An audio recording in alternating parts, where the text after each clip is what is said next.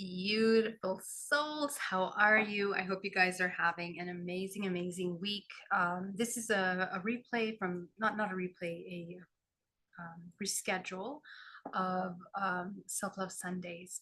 And we had to reschedule because we had an amazing conference this weekend, all based on the Orion constellation and the history of Orion and where we emerge. It was beautiful, and definitely check out the replay if it's available.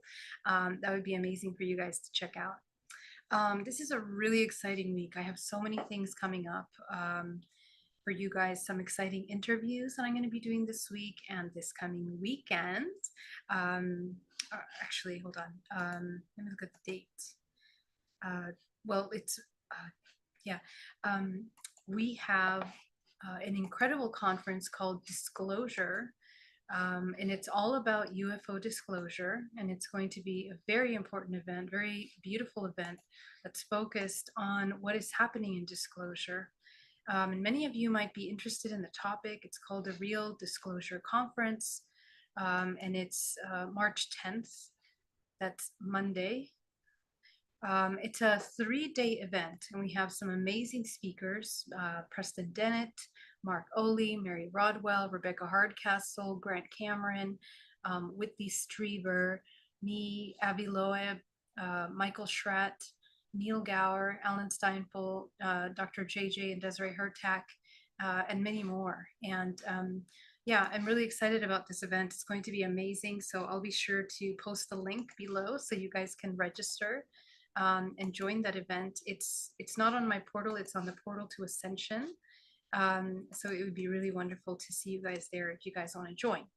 Anyway, let's get to it. Today we're going to discuss, well, there were so many topics that I wanted to talk about today, but the one that I would love to focus on is the element of self-love that we want to focus on today is primarily about how we are integrating deep aspects of our potential, of our gifts, and feeling comfortable with truth at the very deep, deep level.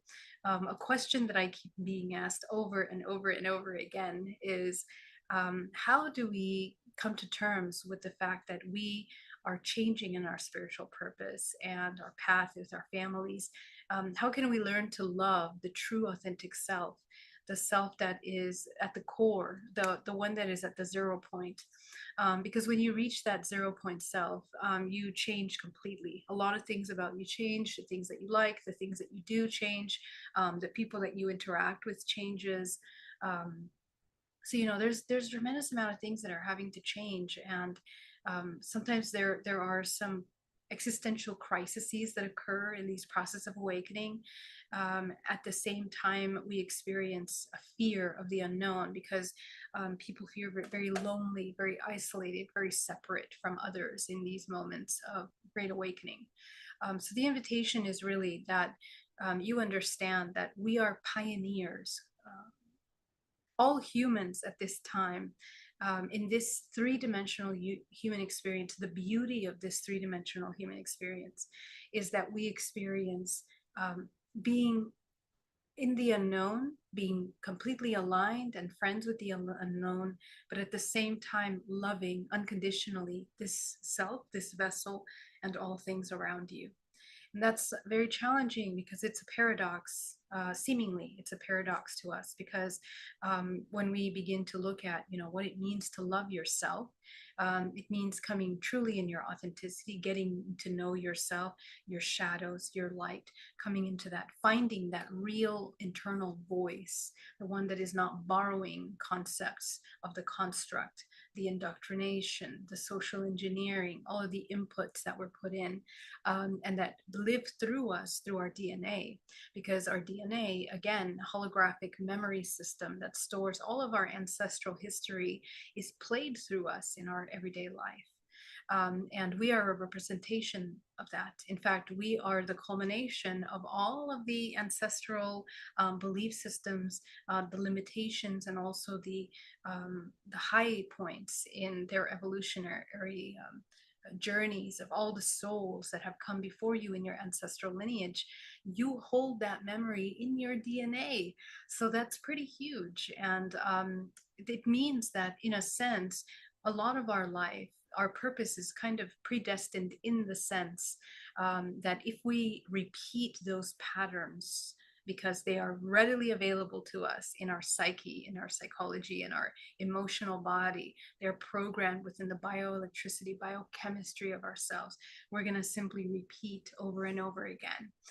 But if we begin to shift out of that into a state of co-creation, then that's going to feel very isolating, very separate from this whole system, because we're having to anchor new ways of being in the present moment, new ways of being that are breaking ancestral patterns and programs. So a lot of people experience a deep fear and a deep anger towards others and also themselves, because they don't quite understand how to exist in love and courageously embody these changes that are happening around us.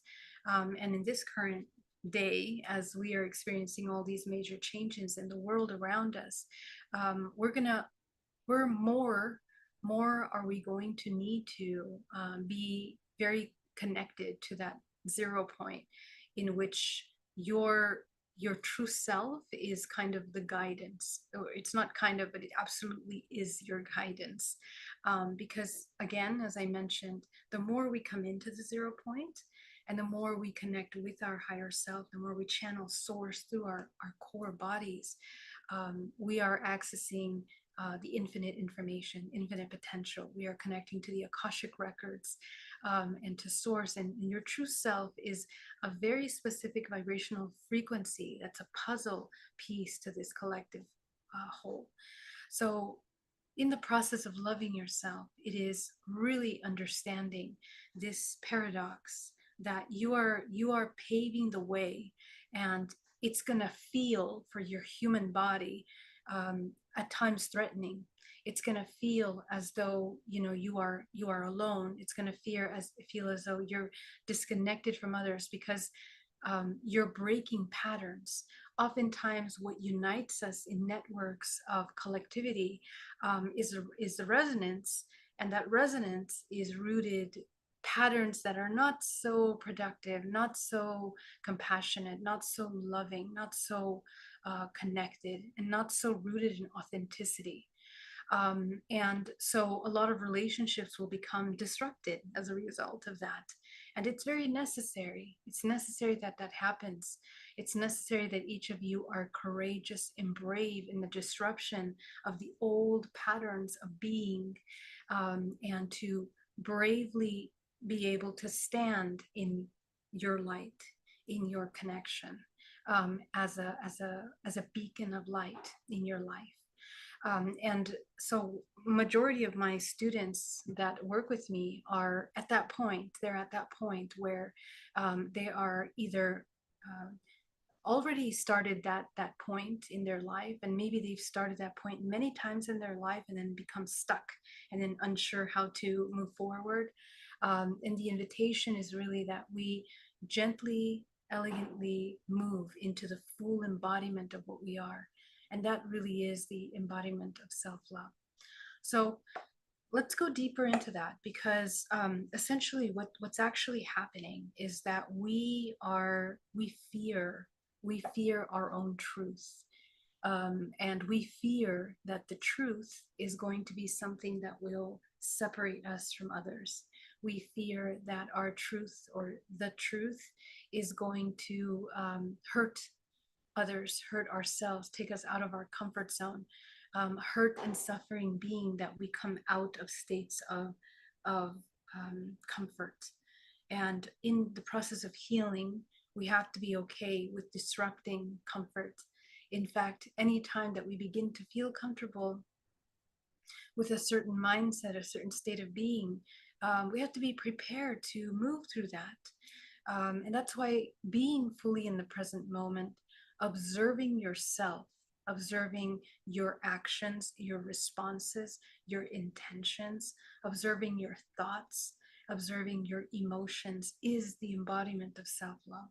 Because in this way, you can be aware of why you are choosing to do things, why you choose to speak the way that you do, why you choose to behave the way that you do, why you are acting and creating in the way that you're creating, so that you can be conscious enough to catch yourself when you are repeating something that is really not in harmony with the greater whole, or in harmony with your core values and your core truth.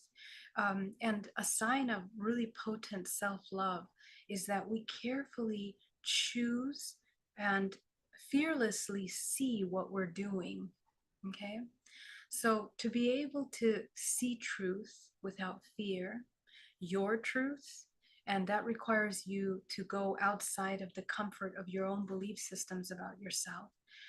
Because a lot of our belief systems, we've become comfortable with them, and because they're defense mechanisms, we hold on to them very tightly as part of our identity. We hold on to them as part of our fear-based belief systems and programs. So, we when we hold on to belief systems in that way, we really disrupt our growth. And the worst part is that the part that creates a barrier between the self and the ability to fully accept the self is that we create a profound betrayal towards the self. Okay, we are betraying ourselves every time that we see our truth emerge, but we suffocate that truth, or we push it down because we're fearing that it's not welcome, or that it's not appropriate, or it's not the time. And this is where the healer, because every human that walks in alignment with truth is a healer. Okay, period. Because healing means becoming whole, and truth is the expansive state of consciousness to include all infinite potential. So the broader you wake up consciousness, the more you integrate aspects of yourself and expand your awareness in all that you are, the more your spectrum of visibility expands multidimensionally, and the more your spectrum of frequency and information through your DNA is becoming activated, and more is your spectrum of truth also expanding. Because in a very myopic perspective, truth becomes very specific. We think, oh, it's one or the other that is truth. My truth is more important than yours, or your truth. We have these little ideas that are very primitive, and they are very human ideas because of the construct we've incarnated in, based in survival. But a more evolved state, as you heal, which means integrate your own truths, integrate your shadows, integrate the parts of you that you separate and want to discard, push away from yourself. As you reintegrate them, you actually begin to piece yourself back together, and you become whole. And your ability to put yourself in other people's shoes, to broaden your perception in experiences and how you're engaging with the world, changes tremendously. And the beauty of that is that you become a healer, because when you can embody empathy in a way that is, you're holding your truth, and you're holding space for another, right? So there's different levels of empathy. There's a very primitive empathy, which is the human that feels everything but doesn't know what to do with it, is overwhelmed by what they feel, has no control over their emotions, has no control over their mind, over their thoughts, and therefore you are driven by all the empathic intimations and feelings and intuitions that you're picking up from your environment. That is like a candle in the wind that's just moving through the motions of the external. But the mastery of empathy is the one that can first learn to become empathetic with yourself, which means that you're not desensitizing your fears, your emotions, you're not desensitizing your truth, because it's very easy to desensitize yourself from truth in order to survive. Because a lot of times we have to adapt ourselves to triggering experiences and triggering relationships or circumstances. And we think that the adaptation of that is to suppress our truth in order to not be killed or died or burned alive. Or, we have so many uh, generations through the centuries of our world history in which truth has been deeply manipulated. And that is the overrunning of the reptilian brain. Okay. The reptilian brain being the survival mechanisms that see ourselves as separate and want to completely separate ourselves from others in order to be better or higher or more powerful or more wealthy. Those states of separation and thinking are very hateful towards that individual. And so that's something that we have to start recognizing, that whenever we feel that we need to be separate or above or different, um, then that's when we start to really hate parts of ourselves, because the judgment comes when we begin to compare ourselves with another, and we begin to notice things that we don't agree with, or that we don't like, or that we judge, or that and the thing is that you are recognizing reflections of yourself. You're recognizing reflections of your deep subconscious. So those reflections are invitations for you to look at where you are holding back your potential. When we expand into a state of co-creation, when we integrate and reunify ourselves back into wholeness, um, we actually have access to our full potential, infinite potential. We have access to the Akashic records, which is the ancestral memory. We have access to future aspects of ourselves, or starseed lineages, which help us tap into advanced models of intelligence, advanced models of human bio cultivation, advanced models of the evolution of the human in other more advanced species, which are encoded in our DNA. And we also have the ability of looking back at our Earth ancestors, to the many generations that have existed at peak state and then fallen. So that information is extremely important for a human to access, for the human to understand what they are. We are not these bodies. Your lives, in the way that you know them, are not just the end all. And your life from the birth until death is not simply just birth and death. We are initiating through the experience of life, and those experiences helping expand the healing of the genetic memory. And so the invitation is that as you become aware of that, and as you heal your genetic traumas and pain and suffering, that you begin to change in how you hold the vibrational frequency of your fractal. Okay, so because of quantum non-locality and the ability to connect to all things simultaneously through entanglement, we hold the ability to recover aspects of ourselves in that way. And so the human begins to expand their field and reinforce the conductivity of the body. So the invitation is that as you begin to become friends with the unknown more and more, that you let go of identities, let go of your attachment to names, very limiting concepts of yourself. Because as soon as a human starts to hold on to those limiting concepts, we experience a death in our evolution. We experience a death in our ability to see beyond that. And that is, again, where we have major ancestral anger and hate and resentment. So the other side of this conversation about coming into our that this symbiotic relationship between the unknown and to exist in unconditional love is that the wounding of not having done that your entire life is something that we do have to account for. And we do experience a lot of trauma as a result of not loving ourselves because oftentimes when we recognize and we wake up consciousness, we begin to see ourselves in the present moment and we recognize where we have blocked our own potential. We begin to look at our life story and we begin to see how many times we have blocked our potential because of that same belief system or that same behavior.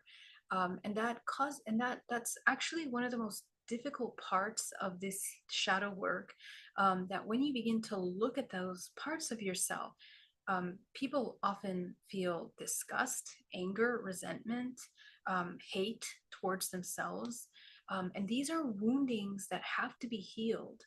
And in the same way that we're healing the wounds with our father and mother, our external father and mother that birthed life to us, we are healing the internal mother and father, which is exactly this. All of the internal wars that we've created towards ourselves, the resentments, the hates, the angers that we continue to perpetuate in our life, that's the internal mother and father that we have to heal. We have to forgive the unconscious states of ourselves, accept them, acknowledge them, and learn from them, in order to not repeat the same self harming, self detrimental patterns that have held us back in the past. Most of your suffering that you have experienced in your life are these patterns that we repeated over and over again. And so in your meditation work, as you address and you uncover these moments of self resentment that you might have accumulated, um, this is the deep work in which the test of your compassion is really tested. um, I find that especially for people that have gone through a lot of trauma, sometimes it's easier for them to be compassionate of others, to give to others, to want to help others, but very few times do they actually focus on internal helping themselves. And we create this false sense of self and false sense of happiness, false sense of joy, false sense of self-love, a very superficial concept of self-love based on the doing and exchanging with others. And Usually what's at the root of that is a deep need to be loved. So we end up doing things for others, helping others in order to be loved. So when that is the pursuit, you're usually just repeating a lot of this ancestral trauma, and the resentment that accumulates from that has to be addressed.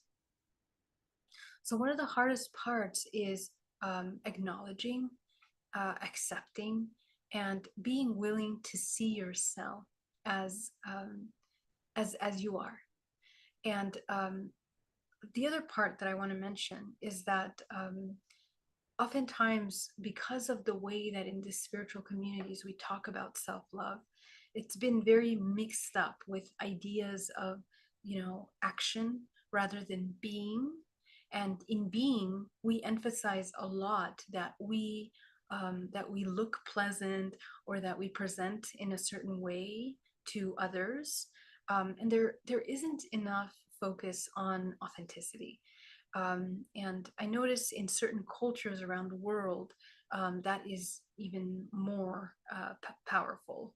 The ideas of being of service to others, or submissive in some ways, or um, uh, you know, uh, the exchange of how we interact, with the roles that we also play a huge role psychologically in how we are holding our space.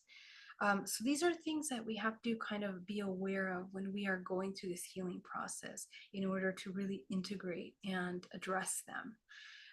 And the healing of the wound of the internal mother and father is, first of all, acknowledgement, and how to acknowledge them. Practice being in the present moment so that you can recognize when you're coming from that perspective. Number one, okay, so the acknowledgement.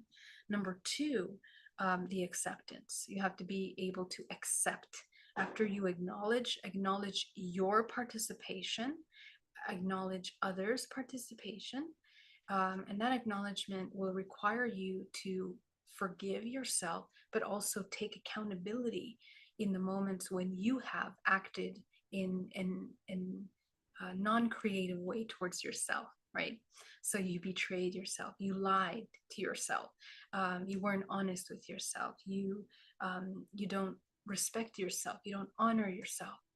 These are little things incrementally that deteriorate our true self, the ability to access that voice of the true self, and we smother it basically. That process essentially will turn into a deep compassion. That once you can see, acknowledge, forgive, you feel deep compassion for yourself. And if you do this fully in its full depth, and if you repeat this process with the many facets of yourself in where you continue to behave that way, and the best way to identify that is, of course, being in the present moment throughout your day. But as you begin to recognize those patterns, this is where you can begin to make major change. And oftentimes, this is where the true self will emerge. And you're going to notice that in your relationships, in your friends, family, husband, wife, partners, children, we have set ourselves up energetically. We hold space based on our vibrational signature, based on our psychology, our thoughts, our emotions, the way that we believe about ourselves, create a vibrational signature that holds energetic space in a nucleus of a family or friend circle or work colleague environment. And you have to break those, especially toxic habits, right? So for example, if you work overtime in order to be appreciated by a boss or by a friend, colleagues, or to be respected, these are things that these are things that are created and supportive of an old world concept of the matrix of this construct. And so I think humanity right now, the invitation is that we take a very long look at that, and that we begin to kind of sober up and make the difficult choices of changing those habits that are detrimental to our health, mind, body, and soul. This will smooth the curve of transition and change for humanity. And this is something that is extremely important for us to understand, because those that are completely disconnected from themselves will then be shocked when the changes take place and they haven't had a footing finding who they really are during this time. They will feel themselves out of place, disconnected, unsure, shocked. And that's never a good place to be in, because it causes a tremendous amount of disorientation on top of the deep reconnection and healing that is necessary. So we want to do the work in every day for like an hour before you start your day, or 30 minutes before you start your day, to really observe the emotions that you have experienced the day before or in your dream state, in order to understand yourself better. And I invite you to take meditation on as an integrative practice throughout your day, that you are very mindful of yourself, that you observe yourself throughout the day. And that way you can catch when you're repeating those patterns, or when you are, betraying or coming into any of those potentially betraying behaviors. This is the embodiment of self-love. So I'm giving you many examples of self-love. Number one, to cultivate a deep awareness. Number two, to heal the betrayal trauma within yourself. Number three, not to repeat those same behavioral, self-hating, self-rejecting um, behaviors towards yourself. And finally, that you begin to cultivate a state of love with yourself so that in the present moment, you're not repeating the things that are causing you pain and suffering. Okay, so have compassion with yourself. A tool that really helped me in working in this department is that um, you know when I was working with the part of me that is observing and catching these parts, that you take a time to pause before you respond to anything around you. Okay, take a moment to pause. And a lot of people will look at you funny at first, because they're going to say, hey, what's wrong with you? Are you reacting? Are you going to say something? Are you going to do something? And because we've creating these relational networks, and because your vibrational signature is holding a specific energy in the nucleus of your family or your network or your colleague circle, um, that people intuit and expect the same vibrational frequency from you. And you'll notice this in friend groups. If there's a lot of banter and a lot of playfulness, sometimes there's dynamics where there's always one of the friends that gets picked on, or one of the friends that is more intimidating or controlling or more powerful in the group. And those are energetic signatures. Those are dynamics that we participate greatly in establishing as a result of our programming, or as a result of our repeated behaviors and the way that we hold our energetic space. So every day that you come into this circle, you are reinforcing, and they are expecting that reinforcement, and they play along. Everyone plays their role. It's the same in family nucleuses. It's the same in partnerships, husband and wife partnerships. So this is why this disruption, in order for you to love yourself, can be sometimes daunting, because you're gonna feel like the person will be expecting something, and you no longer are going to want to reciprocate in that way. And it's also going to be difficult, because you're going to be surprised by how disorienting it can be for the other, because the other, perhaps they are not on the same journey as you are. They're not being aware of themselves fully. So these are things that we want to understand in this process, and they're part of questions that I get a lot every single day, about how to handle the embodiment of self-love in my circles of friends, families, in my relationship. How do I go from being a person that doesn't love themselves to being a person that does love themselves? Because a lot is changing in that transformation. And for those of you that are married, or cohabiting, it can be exponentially, the difference energetically can be quite different. So that's something that I invite you to be courageous, brave, and again, loving to do. Okay, so let's get into the meditation, and then I'll jump into the questions. You guys can put your questions in capital letters. Go ahead and ground yourself, allow yourself to connect into the body.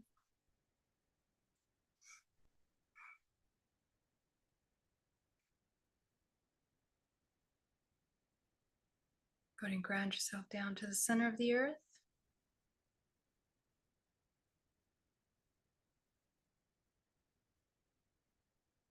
Go ahead and connect to the field around your body.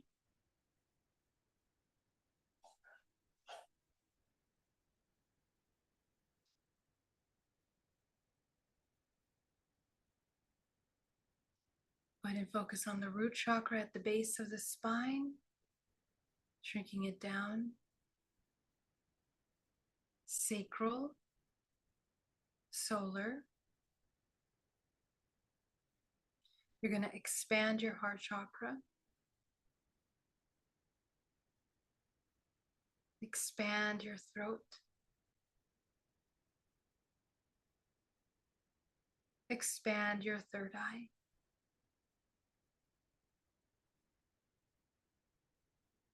Expand your crown.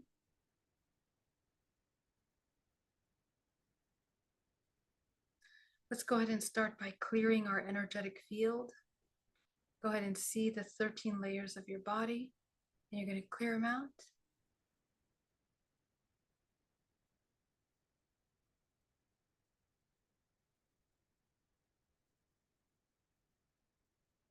Sometimes blockages in the body are sticky or they don't want to leave.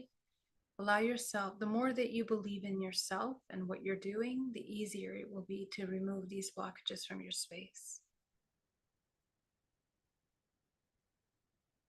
And it can be done instantaneously upon will.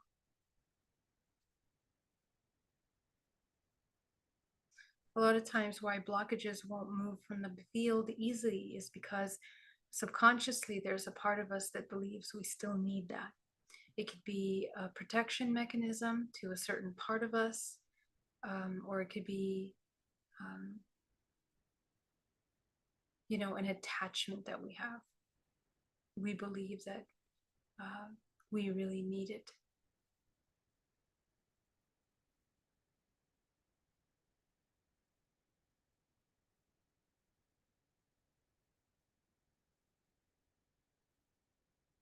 And just trust your intuition. It can go down to the center of the earth, or it can go up through the crown of your head into the cosmos.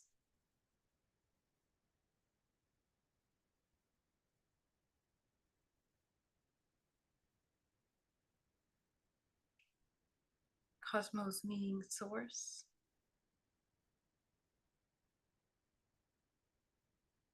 Ground yourself fully in your body. Bring yourself down to the center of the earth.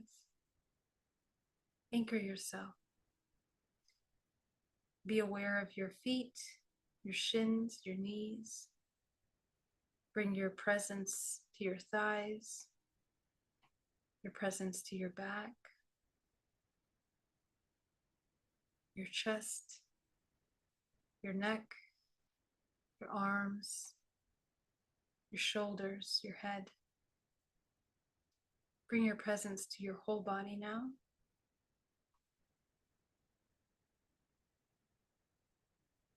And visualize that connection down to the center of the earth. Go ahead and tune in with the frequency of the planet Earth.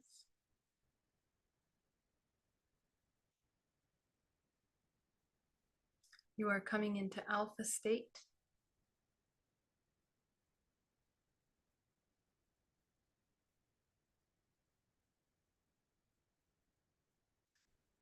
Let's go deeper. Go ahead and bring green earth energy up your feet into your solar plexus, creating a vortex of energy at your center core.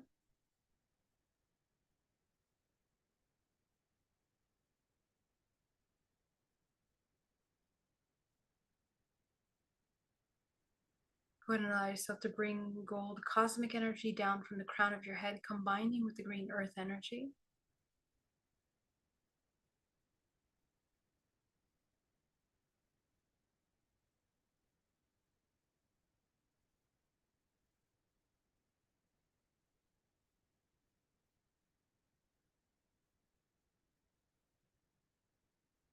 You're going to take 10% of that back down to the center of the earth.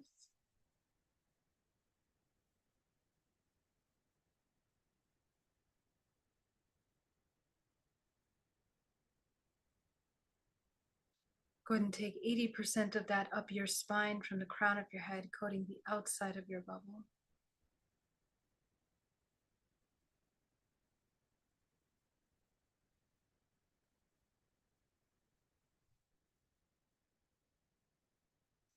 Go ahead and take the final 10%, bring it into your body.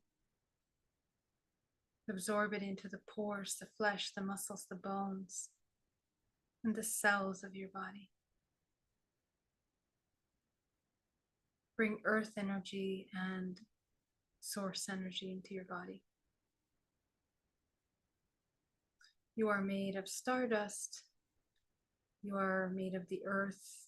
You are an extension of both. And you are a fractal of source. So as we allow the body that has been carrying all the junk from the matrix to kind of realign itself, to clear itself with these powerful moving frequencies through the body can release whatever it's been holding on to a lot easier.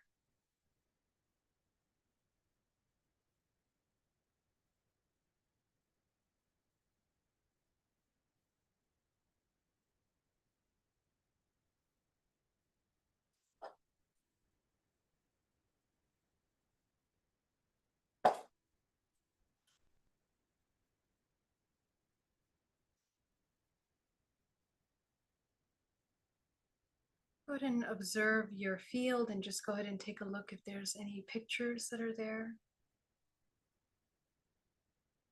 Pictures are symbols, images, forms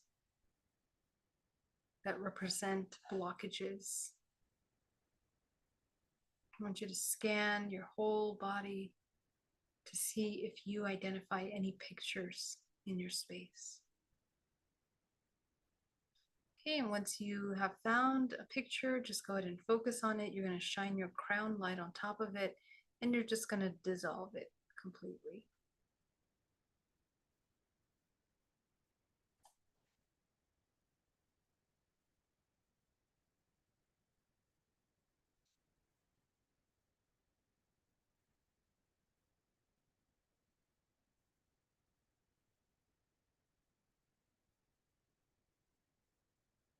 Okay, let's move on to another picture now that you've cleared that out. Let's see if we have any other pictures in our field.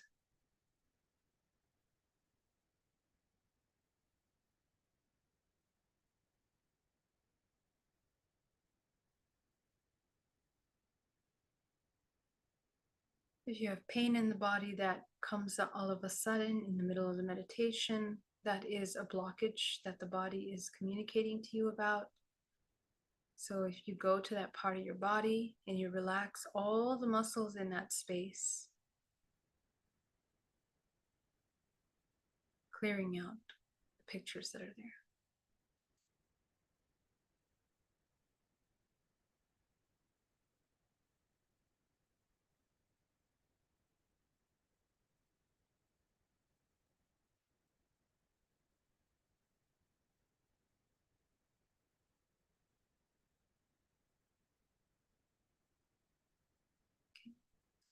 So let's begin to observe now as we begin to take a look at ourselves over the past 24 hours.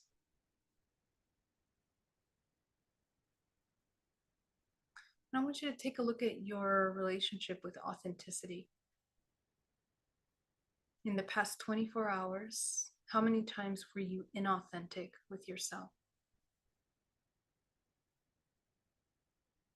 How many times were you not very aligned in your actions within your authenticity? And as soon as you have an example of that, just go ahead and connect with that. See yourself in that moment and just observe what you're feeling in that moment.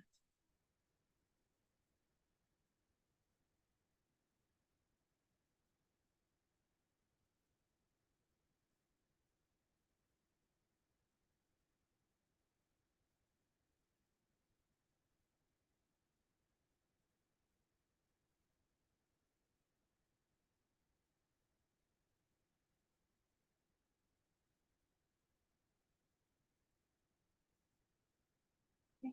So now that you have observed these experiences, I want you to tune into one of those memories and go ahead and take a look at yourself in that memory. I want you to connect with yourself in that moment and observe the emotions that begin to come up for you.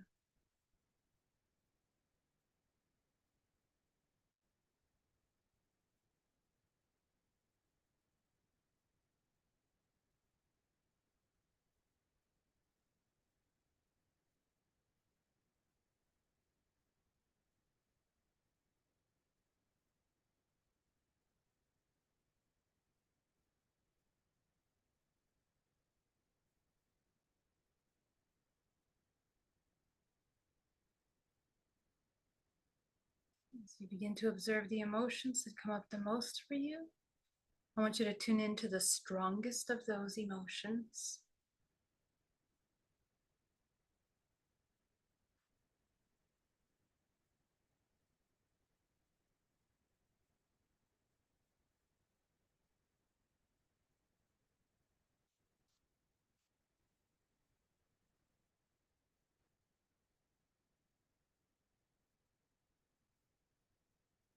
And allow yourself to acknowledge the emotions that come up as you observe this emotional state.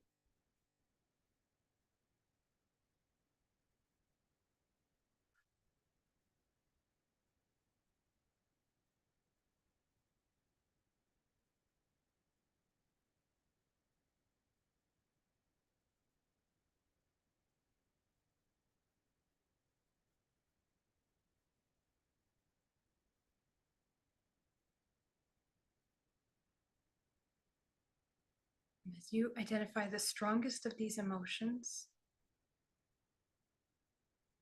once again, you're going to be present with that emotion and just connect with your body. Notice how your body is responding to these emotions. What part of your body tenses up the most? Usually, a part of your body will tense up, or you're going to feel something in that part of the body connected to this emotion. Just notice how the emotion moves through your body.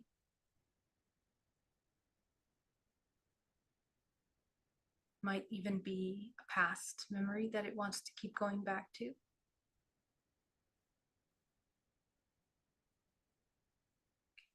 Let's go ahead and take a look at ourselves. We're going to take ourselves back to the strongest memory, going back to the very first time that we felt this way.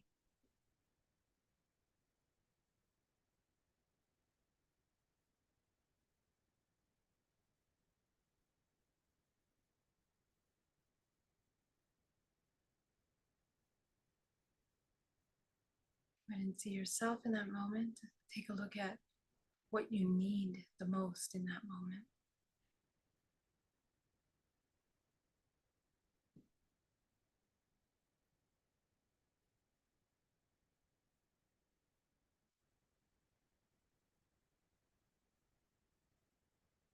And I want you to see yourself as a child.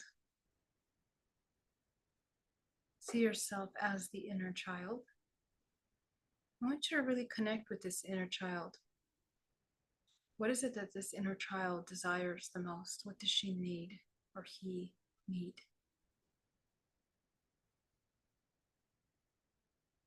As you observe this inner child, notice the facial features, the body language. Notice their emotional pool. Notice everything about them in order to really understand deeply the needs of this child, as if you are the mother of this child or the father of this child.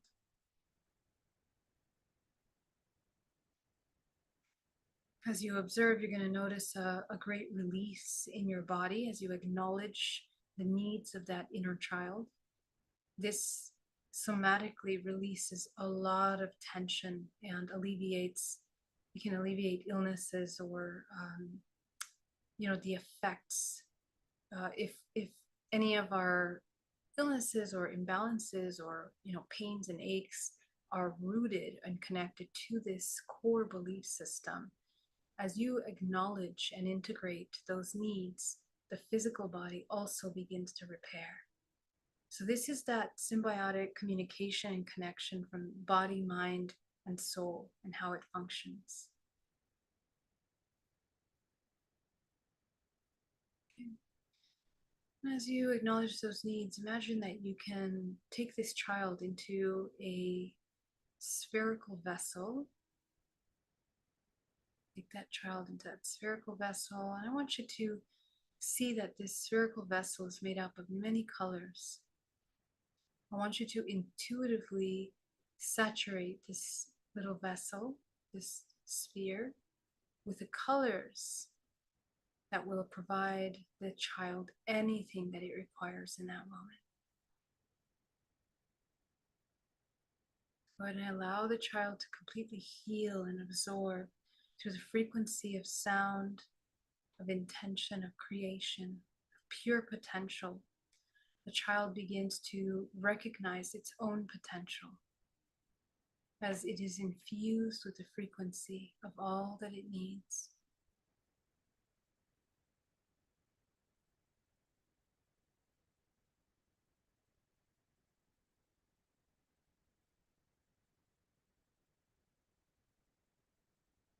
Go ahead and take a look at all the fractals of yourself throughout your life that have repeated the same belief, the same behavior. And I want you to fill them with the colors that are necessary to heal them.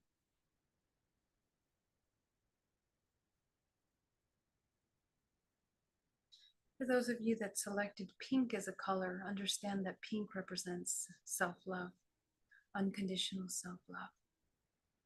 That's a universal frequency of self-love. Just go ahead and see all your fractals absorbing that.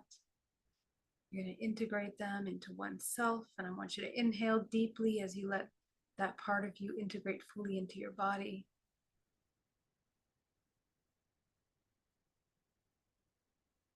Allow yourself to ground down into the earth. You're going to integrate all these fractals back into your body as you become one. Visualize the lines that connect you to your ancestral lineage that are repeating this program. Imagine that you're dissolving them, fulfilling them with everything that they require in order to access their highest expression. Inhale deeply and exhale, release. Okay, so we're going to go into some deep healing, vibrational frequency, theta healing. I want you to begin to feel that you are inside of a wave of energy, that one is a pool inwardly that is an absorbing of energy, and the other is a release. Okay, so you're going to allow yourself to inhale deeply, and you're going to begin to practice the heartbeat of the universe, which is releasing and absorbing life force all around you as you see yourself inside of your sphere. Absorb into your body love and release all of these emotions that you've stirred up, of the memories, the emotions. Just go ahead and release from your body. Release, absorb, release, absorb. You're going to imagine that your entire sphere is pulsating with this release and this absorbing heartbeat. It feels like a heartbeat. It's like a pulsating of your field that is basically coming alive. You are bringing it to life. Go ahead and let your body come into perfect harmony. As you begin to open the root chakra, the sacral, the solar back into balanced state, you're going to shrink the heart just a little bit, the throat, the third eye. So all your chakras are in perfect alignment, like a straight line up your back, a little broader at the top, broader at the heart, the throat, and the third eye, slightly broader, not all the way, to allow you to be super grounded and engaged in your everyday experience. Go ahead and visualize a powerful white light of source coming down into your chakras, your crown chakra, your 8th, your 7th, 6th, 5th, 4th, 3rd, 2nd, 1st, down to the perineum into the center of the earth. Go ahead and activate your chakra underneath the body. 3, 2, 1. Very good. And you're going to notice a big surge of energy entering your body because you've connected to the field. Go ahead and bring yourself back into the room. And as you open your eyes, welcome back. It's such an honor to have shared this experience with you. And I hope that you were able to recognize some of those patterns that you've been repeating so that you can not repeat them tomorrow or later today. So I'm going to jump into the chat really briefly. Thank you, all of you, for joining me. It is so wonderful to see you guys. Marilena, Easy Rider, wonderful to see you. Andrew and Gnome Trucking Express, great to see you. Yes, Christine, I'll be on Spaced Out Radio tomorrow night, so definitely check that out at 9 p.m. PST with Dave Scott. So definitely check that out. Andrew Gnome says, I've been following Isra a good while. I know the regular guest times. Yes, thank you. Let's see, Divine Noor, so wonderful to see you. Barna, thank you so much for your loving work. Love you, Barna. So good to see you. Pages says, hi, Geraldine. Please make videos on sexual energy and transmutation of the same on your channel. There are 2 videos I have referred. Please make more on this. Sure. Maybe you can indicate maybe the areas that you most want to be addressed. I'd be so happy to answer them. PJ, Ellen, hello. PJ says, what does it mean when we meet someone and in one go there's a strong magnetic pull, even after doing meditation and cutting cords, the pull, repetitive thoughts that don't stop at all, keep replaying in mind, and you really can't focus on other things. Is it karma, attraction, popular term used? Yeah, usually when there are very extremely strong pools like this where you cannot operate in the rest of your life,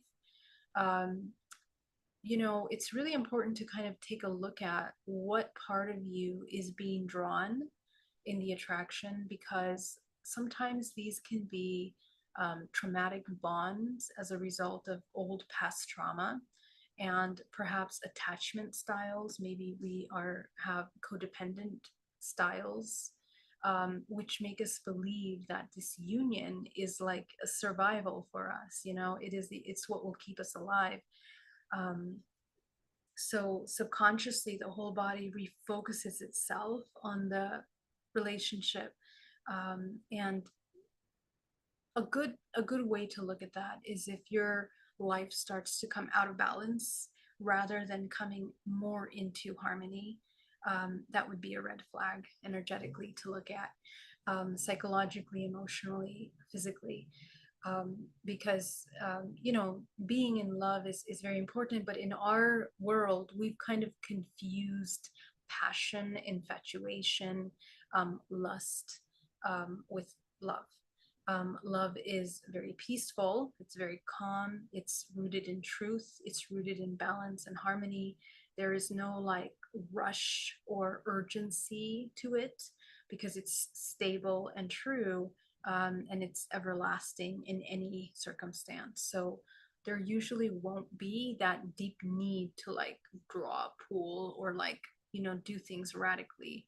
And that's a good indication of, you know, what the energy of that relationship is going to look like. So definitely take a look at that. Emma, hello. Pono, great to see you. Luke Luteran, I'm a huge fan. Oh, so great to see you. You're so intelligent. Sources within us. Thank you so much, Luke. Much love to you. Thank you for being here. This is so peaceful. Yes, thank you. So this entire thing of narcissists and empaths dynamic can get dissolved once we work on emotional beliefs, thoughts, patterns that got us together. It's amazing how the internet is full of narc content. Yeah, and I mean, yeah, it's important to acknowledge that, definitely. Please tell on how romantic connections can be maintained while maintaining 0 point. I saw your past video where after 2013, this work, you were in a relationship. Do we attract good people post that? Yeah, so it's really important. I mean, here's the thing. Your journey to love yourself is never ending. It's going to be your whole life, right? So I think we have this misconception that we have to aim towards an end goal, and once we get there, we're done. But this work is everlasting and it's continuously evolving. And You see, we don't really need to be in a relationship when you are whole and complete. A lot of times you won't necessarily feel like you need an external union. Okay, so um, um, but when you do and you really need and you really want another relationship, it means that there are parts that need growing and evolving. So a lot of times we'll be attracted to certain people for the purpose that they are going to provide a pretty strong lesson to show you those parts. And so I don't really believe in karmic and not karmic relationships. I think that all relationships are designed to help us grow. At what level and at what speed will depend on your level of awareness, basically.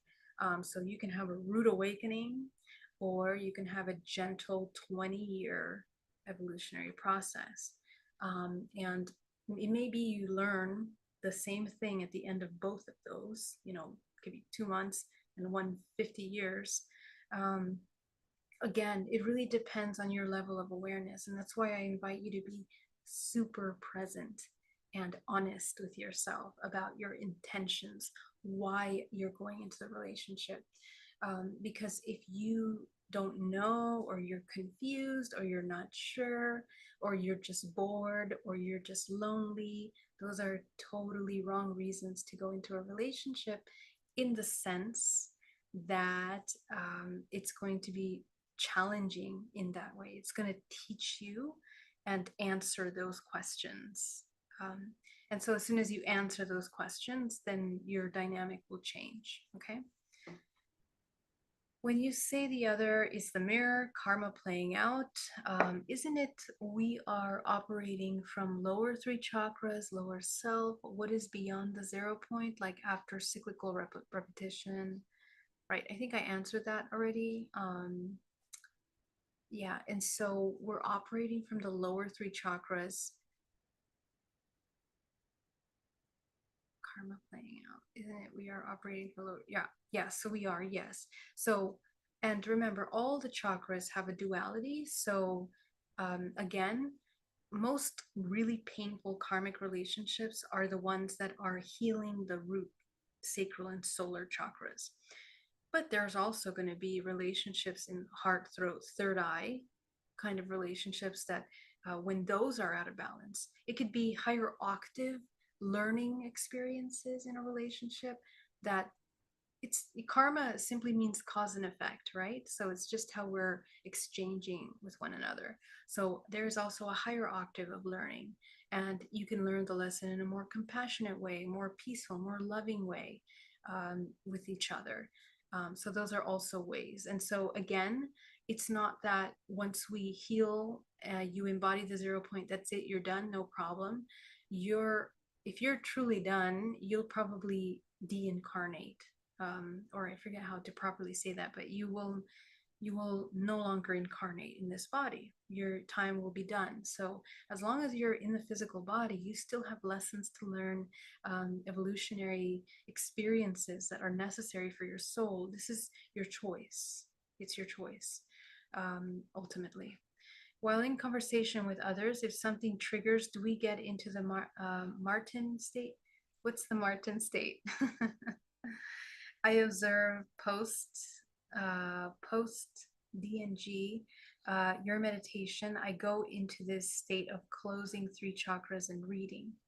Yeah, so only close the first three chakras, shrink them for meditation work, okay, for clearing work, for divining work in the meditative state, um, in a house, in an environment that's closed and controlled, where you can set your intention, okay?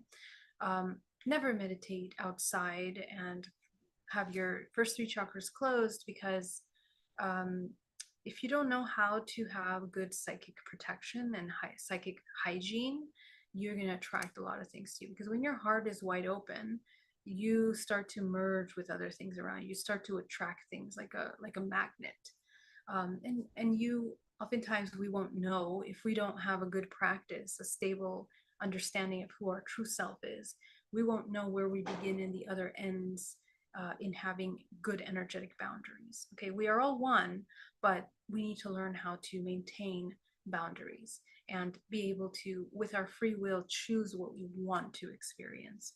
And that can get kind of murky when we don't know how to hold our energetic space. As I mentioned, the example of the empath, right? The master empath and the primitive empath, very different. So yeah, so when you are being triggered,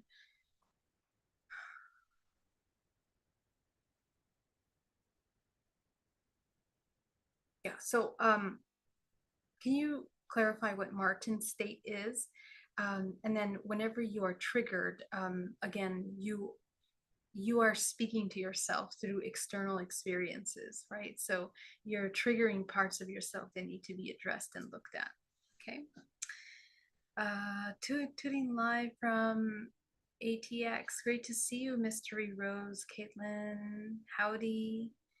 Darina Yorova, thank you. I didn't imagine color through my natural one with alpha is violet. I was hearing whales and dolphin sounds that I needed as a child. That's really interesting. Um, for me, whale sounds are extremely healing. So, and it's funny because I actually saw that in my meditation this morning. So that's a nice coincidence there. Darina Yardova says, Yardovanova, sorry. I recognize the pattern where I hide things from myself that I know I have to do so I can blame myself later. Beautiful, beautiful, Darina. That is gold right there. That's what I'm talking about, guys. Exactly that. Because that is the kind of thing that we kind of suppress, and then later on we're so frustrated, and you'll notice like how you change in your interactions. That blame towards yourself, that builds up. And then we wonder why we're so explosive in our relationships. Okay, so that's amazing. Andrew says, I see gold and green during Geraldine's meditation. Wow, that's amazing, Andrew. Thank you so much. Yes. Why are we born in abusive households even after doing the work? I can't wrap around this quest. Is it my bad karma? So I was just having this conversation with a friend this morning about that exact topic. Um, and I really think, the conclusion that we got at the end of the conversation was along the lines of, we have free will to experience everything, and you are infinite potential. And one fractal of that infinite potential incarnates in the physical realm in order to have experiences, period. And the purpose behind that, and there's many angles to look at that, which I've mulled over for many years. But ultimately, what I find time and time again, that it's almost as if this is creation, it's play. You are playing, you are exploring all the potential of the plethora of the physical human experience, the most dense dimensions through a physical body, and create contrast. And if you learn to see things and this human experience as playful, creative process of experimenting pain, experiencing suffering, experiencing love, experiencing joy, it completely changes your perception of the things and the stories that we've held on to throughout our lives. It's as if the universe is exploring through one fractal, you and your life, the potential that is available there. Regardless of what you grew up with, you can transmute all of those storylines because in this present moment, they're not existing, and redefine yourself, recreate yourself a million times in your lifetime if you want to. That's completely something that we are capable of doing. And that's so magnificent. It's so powerful. It's so beautiful.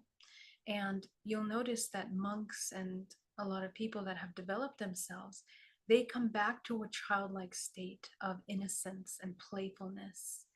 That is true mastery of your life experience, when you have mastered that, even if terrible things happen, they don't hit you and stick on you and traumatize you and hurt you the way that it would if you were still in the dream state, deep asleep in the hypnosis. Okay, so so it's really, it is karma in that it's cause and effect, but the fact of the matter is that we can change that at any time. And in this moment right now, you can be the PJ that you need to be in order to reach your dreams, your goals, heal your body, change your life, have better relationships, change location, whatever it is, you can do that, if you choose to create that. Okay. Then what is the in right intention to enter into a relationship? Yeah, so the right intention is, real love. And number one, love of yourself unconditionally. What I see over and over again, most of the people that come to me for help with relationships, they discover that at the beginning of the relationship, the first intention was not really from a place of loving themselves. It was a place of fear, a place of loneliness, doubt, insecurities. And this is men and women, of course, that are experiencing these things, that because of that believed inadequacy, need to search outside of themselves to become whole again. Okay, so the alchemical marriage internally was not found, so they seek external to find that alchemical marriage elsewhere. And this is where we have this concept of two halves of an orange making a whole. No, it should be two whole oranges, experiencing together the being of an orange. Okay, so that's the invitation. Martini glass, I guess it said, while in convo to other people. Yeah, martini, that's right. Yeah, so only in meditation do you go into martini glass and you can observe your emotions from there, and it will help you clear the static. It will help you address the information more accurately, without getting stuck in the feeling emotional body for an unnecessarily prolonged time. But when you're out of meditation, you come back into regular state, okay, balanced state. And the key is that in balanced state, you are able to train yourself to observe your emotions from a balanced state as well. Okay. And you will. This is part of the practice. That's what this practice of the martini is for. It's to train you every day in your meditation to regulate your nervous system in a way that you can bring it into your everyday life. Okay. Philip, great to see you. Just started listening to your videos via Nikki. Yay. Thank you for your energy and meditations. Thank you so much, Philip. Love you. Thank you for being here. All right, guys, I love you so much. I'll see you tomorrow, SOR, and all kinds of fun stuff. On Wednesday, I have my experiencer support group for those of you that are having experiences or that need questions answered about contact. And I also have my other upcoming events that I'd love for you to check out. Self-Love Sunday on Sunday, Cosmic Child on Sunday, Children's Meditation Group, and my Spanish Self-Love Sunday is tomorrow. Okay, so love you so much, a lot going on, and I will see you soon.